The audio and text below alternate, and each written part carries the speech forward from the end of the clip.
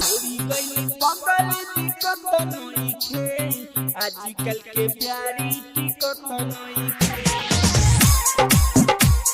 मां Ganga recording studio पहले DJ Umesh Sukhipur बाजार। छोड़ी गई पगल टिकट नइखे आजकल के प्यारी टिकट नइखे। छोड़ी गई पगल टिकट नइखे आजकल के प्यारी टिकट नइखे।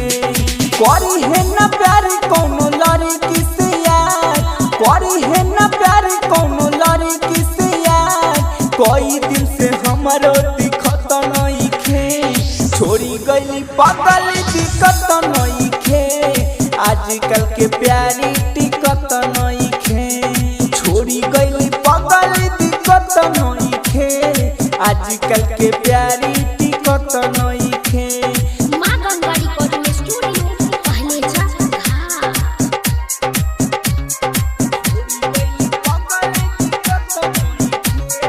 Music by DJ Umesh Sukhipur बाजार।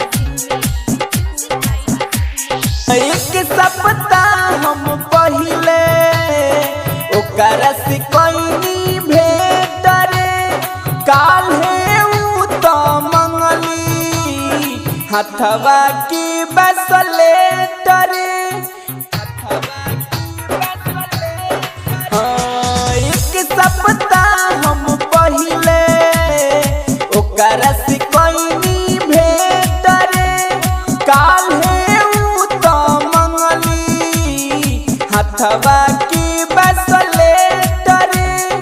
तारे दिन बाद दिक्कत नइखे आजकल के प्यारी टिकट नइखे। छोड़ी गई पगल दिक्कत नइखे आजकल के प्यारी टिकट नइखे। छोड़ी गई पगल दिक्कत नइखे आजकल के प्यारी टिकट नइखे। करी है ना प्यार कोनो लड़की से यार, करी है ना प्यार कोनो लड़की से यार, कोई दिन से हमरो दिखत नइखे। छोड़ी गई पगल दिक्कत नइखे आजकल के प्यारी टिकट नइखे।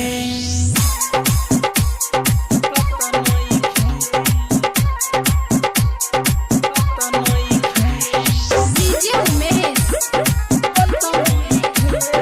सुखीपुर बाजार। चल गई पंकज के संगे दिलवा पमारी के चाहकू रे, का कही हम राजू उ तो रहे बड़का डाकू रे, उ तो रहे बड़का डाकू रे, उ तो रहे बड़का डाकू रे। चल गई पंकज के संगे दिलवा पमारी के चाहकू रे, का कही हम राजू उ तो रहे बड़का डाकू रे। नाल के लोरावा सुखत नइखे आजकल के प्यारी टिकट नइखे। छोड़ी गई पगल दिक्कत नइखे आजकल के प्यारी टिकट नइखे। छोड़ी गई पगल दिक्कत नइखे आजकल के प्यारी टिकट नइखे। करी है ना प्यार कोनो लड़की से यार, करी है ना प्यार कोनो लड़की से यार, कोई दिन से हमरो दिखत नइखे। छोड़ी गई पगल दिक्कत नइखे आजकल के प्यारी टिकट